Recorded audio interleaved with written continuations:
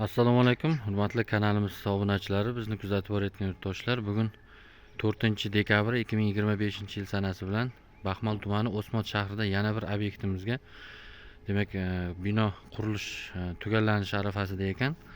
Bino bloklarning oxirgi partiyasini yetkazib beryapmiz. Demak, ushbu qurilayotgan obyektimiz fundament uzunligi 120 metrni tashkil qiladi.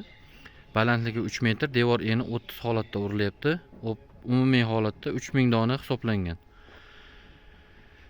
Razmeri 20-30-60 razmerdagi 350 markali pena bloklarimizni yetkazib beryapmiz. Demak, 6 xonali, bitta holdan iborat bo'lgan binomiz qurilyapti.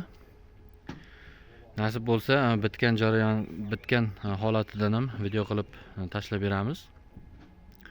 Demak, kimga agar shunday pena bloklar kerak bo'lsa, bizning manzilimiz Jizzax viloyati G'allarol tumani Ko'kkumbazda ishlab chiqarilyapti. Telefon nomerlar ekranda qoladi. Bemalol murojaat qilib xarid qilishlaringiz mumkin.